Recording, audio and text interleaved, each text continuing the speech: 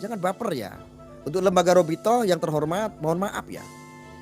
Kami cuman nggak suka dan kami hanya kritis di sini mengkritik. Kami nggak mau salah mencintai. Ya kalau cuma pengakuan dari lisan, saya ini cucu Nabi. Saya ini adalah keturunan Rasulullah. Pak, anak kecil bisa, hidung mancung sedikit bisa. Di Cisarua Bogor, Pak, orang Arab banyak keturunan. Mulai dari jual hordeng, jual minyak. Dia nikah sama orang Indonesia. Yang tadinya dia hanya turis, datang ke Cisarua, dia ngadem. Akhirnya menikah kontrak, nikah beneran, punya keturunan, hidungnya mancung. Logika nggak saya berbicara? Secara ilmiah nggak? Masuk akal nggak apa yang saya sampaikan? Nah, umat muslim, bagi mereka yang selalu menggembar-gemborkan, gue ini cucu Nabi, gue cucu Nabi ke-25, ke-26, ke-27. Bagaimana? Ada isbatnya nggak? Dari Robito sendiri aja nggak ada. Mohon maaf, dugaan saya. Kalau seandainya ada, boleh dong tabayun. Bisa nggak mengeluarkan isbatnya dari negara asal?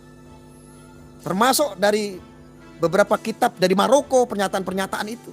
Referensi dari Maroko, dari Arab Saudi, dari... Ada nggak? Kami memiliki 9 kitab nasab. Kami bisa buka, cuman takutnya nanti malah ini menjadi geger.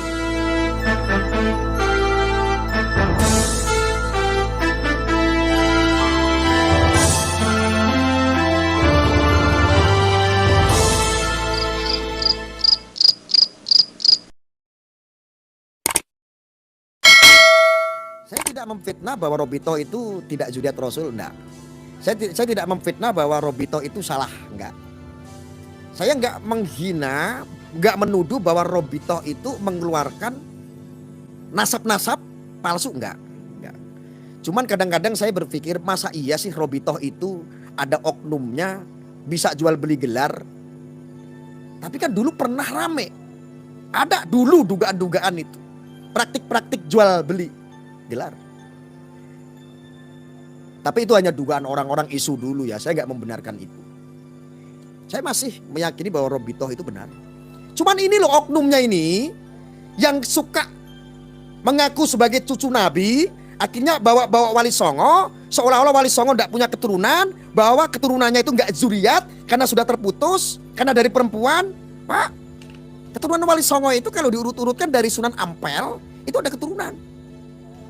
Putra maupun putri. Saya kritis karena saya mencintai habaib.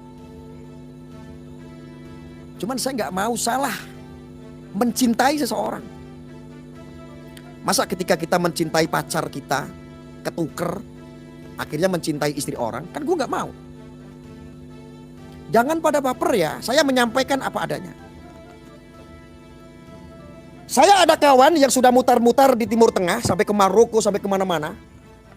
Yang juga paham betul tentang nasab, mau nggak saya setelin?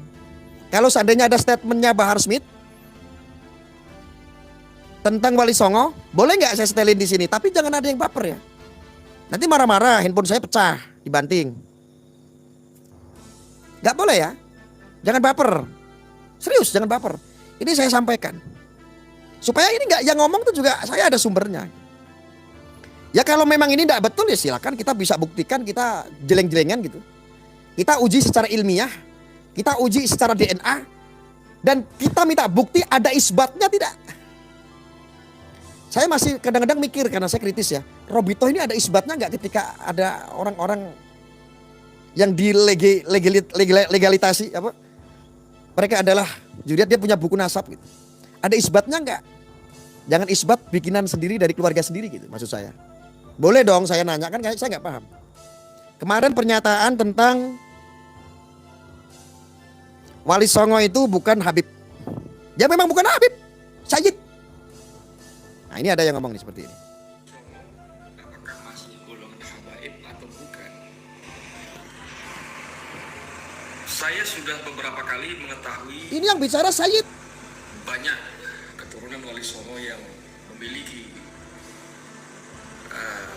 wafiqah ya, al-makhtutat al-qadimah, manuskrip catatan kuno, dan sudah banyak juga yang diisbat mendapatkan syahadah nasab dari Naqoba as-sadatul ashraf, negara asal leluhurnya, seperti dari Maroko, dari Baghdad, Irak, ya, ada yang dari Turkistan.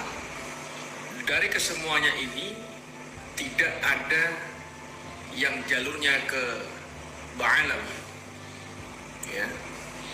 Jadi mereka ini zuriyah Rasulullah Muhammad sallallahu alaihi wasallam dari jalur Al-Hasani, ya. Dan yang dari jalur Al-Husaini itu dari jalur Sayyid Musa Al-Kadhim. Tidak ada yang tercatat sebagai Ba'alawi. Jadi mereka adalah Sayyid Syarif.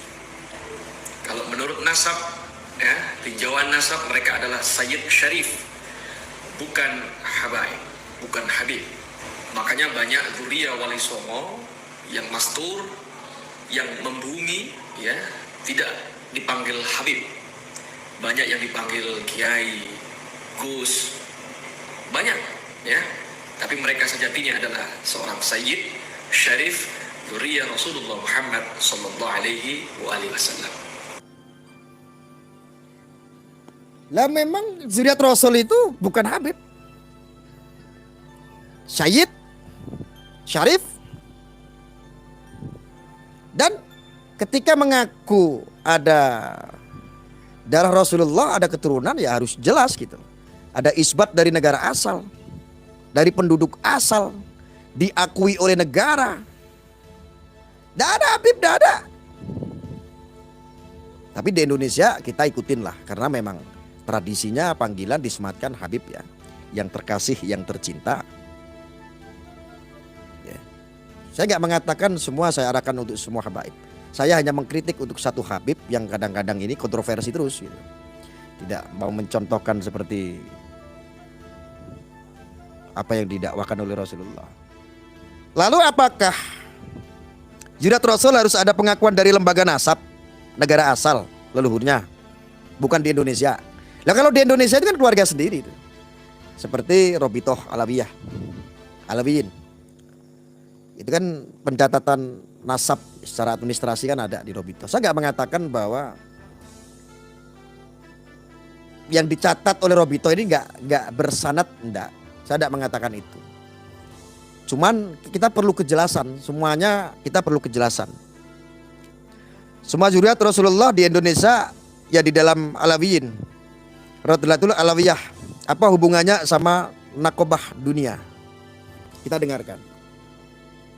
Semua zuriyah Rasulullah di Indonesia ya di dalam Alawiyin, Radhiyatul Alawiyah. Apa itu ya? Baru dengar saya. Radhiyatul, saya taunya Radhiyatul Atfal. Apa hubungannya sama nakobah dunia? Nah gini, kita bicara general ya. Rasulullah ini kan orang Arab, bukan orang Indonesia. Tapi zuriyahnya ini menyebar di banyak negara.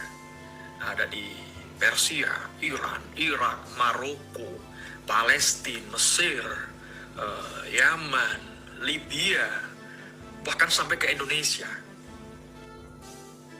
Nah di setiap negara yang ada zuriyah Rasul tadi, itu ada namanya Nakobah As-Sadatul Ashraf, persatuan Sayyid Syarif, ya, zuriyah Rasul yang ada di negara itu. Dan masing-masing nakobah ini, antara nakobah satu dengan yang lainnya, nakobah negara satu dengan negara lainnya, ini berhubungan, saling menyimpan data satu sama lain. Dan ini catatannya rapi, benar-benar tercatat, dicatat, ada yang mencatat memang gitu. Sehingga misalnya kalau ada yang keluar dari satu negara, misalnya dari Maroko misalnya, keluar hijrah ke Damaskus, itu pasti laporan dan tercatat, terdata di sana. Kemudian yang dari Damaskus misalnya hijrah ke Indonesia. Jadi leluhurnya yang dari Damaskus itu tercatat di Damaskus. Dan yang tercatat di Damaskus tadi juga tercatat ada di Maroko, begitu. Makanya kalau ada seorang Sayyid Syarif atau siapapun yang punya catatan nasab ke Rasulullah dari jalur Maroko, jalur Damaskus, maka dia harus memiliki pengakuan bahwa kakeknya dulu, keluarganya dulu itu tercatat di Damaskus dan di Maroko.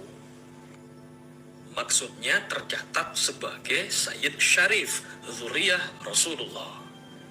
Ya kan lucu kalau misalnya ada orang mengaku sebagai Dzurriyyah Rasul di Indonesia, jalurnya dari Maroko, jalurnya dari Damaskus, tapi kakeknya atau leluhurnya yang dia sebut ini tidak ada pengakuan di Damaskus maupun di Maroko. Artinya di sana leluhurnya itu tidak diakui sebagai Dzurriyyah Rasul.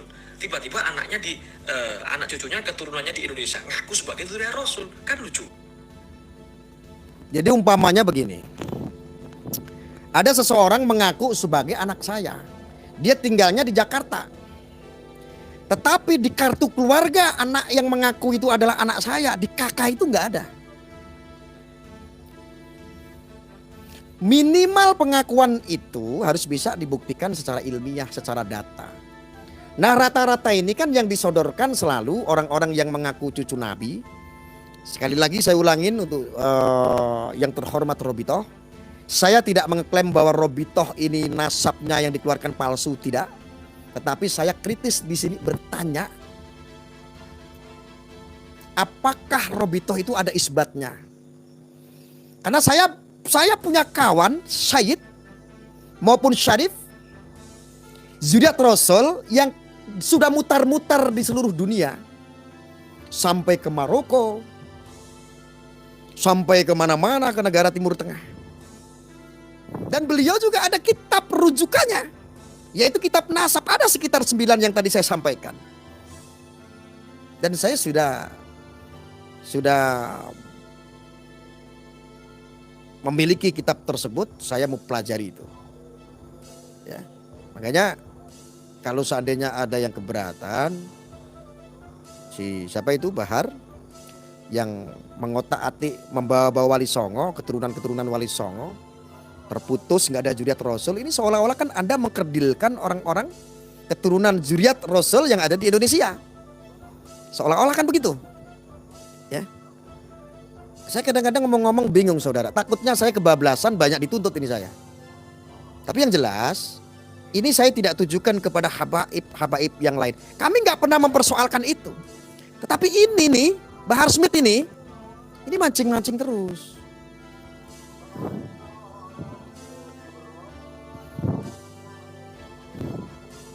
Saya hanya kritis saja tentang mencetak buku nasab.